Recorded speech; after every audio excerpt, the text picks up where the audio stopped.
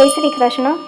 આ વિડીયોમાં શિવ મહાપુરાણની કથાનો ભાગ બીજો સાંભળશું, જેમાં સાંભળશું વિદ્યેશ્વર સંહિતામાં વર્ણવેલ બ્રહ્માજી તથા વિષ્ણુના સંવાદની કથા સાંભળશું। આ કથા શ્રાવણ માસમાં સાંભળવાનો ખૂબ મહિમા છે।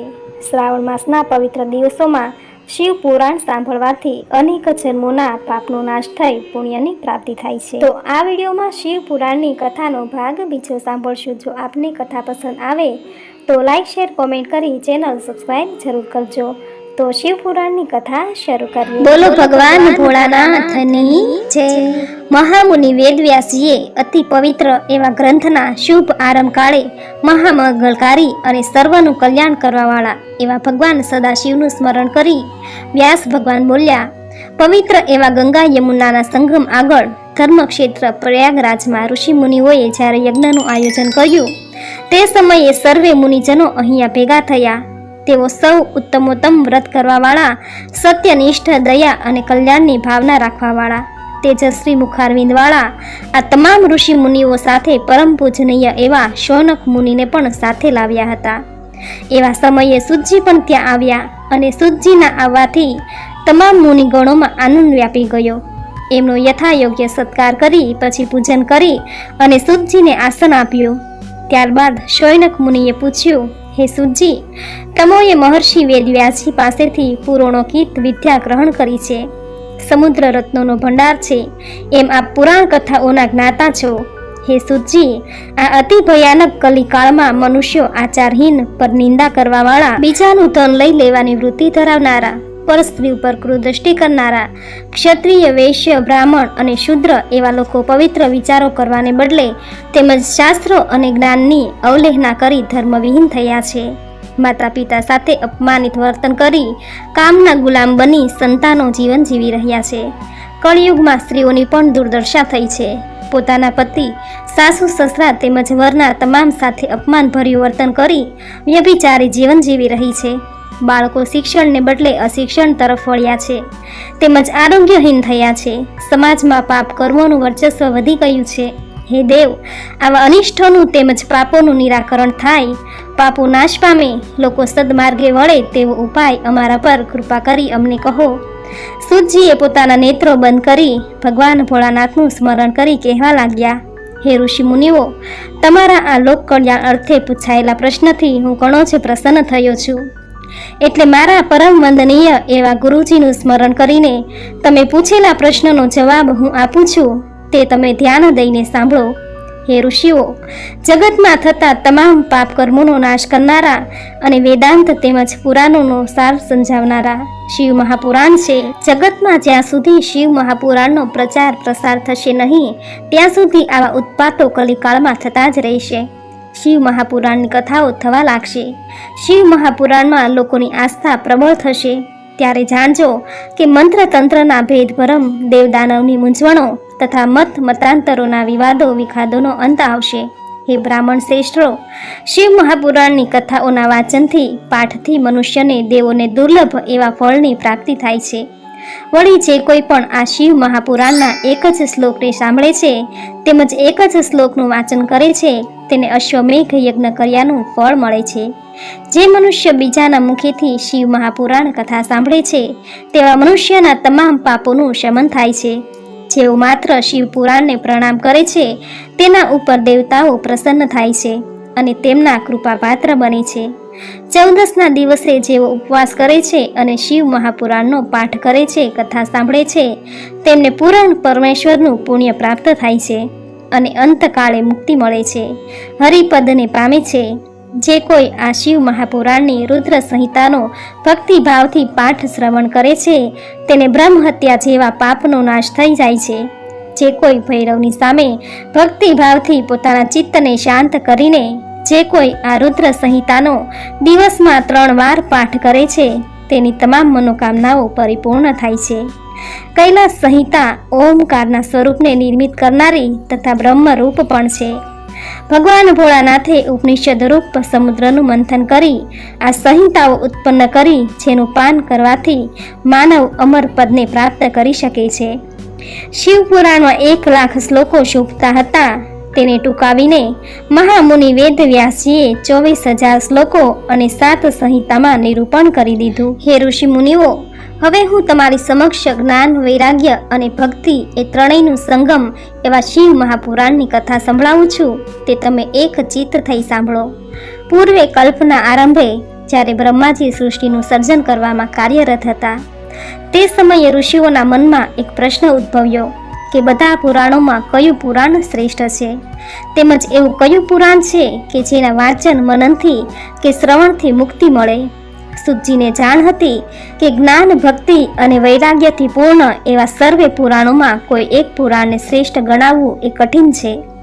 કેટલાય વાદ વિવાદોને અંતે પણ ઋષિઓએ નક્કી કરી શક્યા નહીં કે સર્વે પુરાણોમાં કયું શ્રેષ્ઠ છે. આખરે સૌ બ્રહ્માજી પાસે આવ્યા અને એમને એમની જિજ્ઞાસા કહી સંભળાવી. ત્યારે ઋષિ મુનિઓની વાત સાંભળી બ્રહ્માજી કહેવા લાગ્યા કે હે મુનિઓ, ભગવાન ભોળાનાથ જ આદિદેવ છે, તેમજ એ જ સર્વજ્ઞ જગદીશ્વર છે અને મન વાણીથી પર છે. પરંતુ બીજા દેવોની સરખામણીમાં એ મહાદેવ શીઘ્ર પ્રસન્ન થઈ જાય છે. માટે હે ઋષિઓ, તમે સૌ 1 સહસ્ત્ર વર્ષે યજ્ઞ કરો, ત્યારે જ તમે મહાદેવજીનો પ્રસાદ મેળવવાની આશા રાખવી જોઈએ. ભગવાન ભોળાનાથની કૃપા થવાની સાથે જ તમને સૌ વેદોક્ત વિદ્યાનું જ્ઞાન આપમેળે થશે. આગળ બ્રહ્માજીએ કહ્યું, હે મુનિઓ, શિવજીની સેવા કરવી એ સાધન છે અને શિવજીની પ્રાપ્તિ કરવી તે સાધ્ય છે. કોઈ પણ આશા વગર જે કોઈ શિવજીની સેવા કરે છે એ સાધક છે. એટલે જ સાધક જ્યારે વિધિપૂર્વક ભગવાન શિવને આરાધે છે ત્યારે જ તેને પરમ પદ પ્રાપ્ત થાય છે.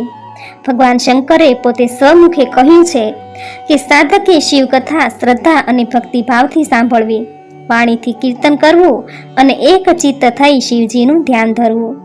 આ રીતે સાધકે સાધના કરીને સાધન મેળવી સર્વપ્રથમ ગુરુના મુખે આ પવિત્ર અને કલ્યાણકારી કથાનું શ્રવણ કરી પછી ભજન કીર્તન કરી બાદમાં શિવકથાનું મનન કરતા કરતા ભાવપદને પ્રાપ્ત કરવું. આ રીતનો અભ્યાસ સાધકને જરા અઘરો લાગે. જો કે આખરે આદિથી અંત સુધી બધું જ કલ્યાણને કરનારું તેમજ મંગલમય થશે, તેમજ તમામ વ્યાધિથી મુક્તિ મળે અને દિવ્યાનંદને પ્રાપ્ત કરે છે. સુતજી આગળ કહેવા લાગ્યા, હે મુનિઓ, શ્રદ્ધા અને ભક્તિ ભાવથી શિવજીની આરાધના કરનાર જીવ તમામ કષ્ટોથી મુક્ત થઈ જાય છે. આ સાધનાનું મહાત્મ્ય રૂપ હું તમને એક પુરાણ કથા સંભળાવું છું, તે તમે સૌ ધ્યાન દઈને સાંભળો. એક સમયે પવિત્ર એવી સરસ્વતી નદીના તટ ઉપર વેદવ્યાસજી તપ કરી રહ્યા હતા. ત્યારે ત્યાંથી પસાર થતા સનત કુમારે વ્યાસજીને તપ કરતા જોયા અને તેથી એમની પાસે આવી પૂછવા લાગ્યા, હે મહામુનિ, આપ કોના માટે અને કયા કાર્યને સિદ્ધ કરવાને માટે આ તપ કરી રહ્યા છો? સનત કુમારનો પ્રશ્ન સાંભળી વ્યાસજી કહેવા લાગ્યા, હું મુક્તિ માટે આ તપ કરું છું. વ્યાસજીનું કહેવું સાંભળી સનત કુમાર કહેવા લાગ્યા, હે વ્યાસજી, એક સમયે હું પણ એમ જ માનતો હતો કે તપ કરવાથી મુક્તિ મળે છે, એટલે મંદરાચલ પર્વત ઉપર હું તપ કરવા ગયો. ત્યારે નંદીશ્વરે મને કહ્યું કે તપ કરવાથી મુક્તિ મળતી નથી, પણ ભગવાન સદાશિવના મહિમા ગાનથી, શ્રવણ અને મનનથી જ મુક્તિ મળે છે. આ સાંભળતા જ હું મારા બ્રહ્મમાંથી બહાર આવ્યો અને શિવ મહિમા જ્ઞાનનો માર્ગ અપનાવ્યો. સનત કુમારના આવા કથનથી વ્યાસજીનો રસ્તો સરળ થઈ પડ્યો.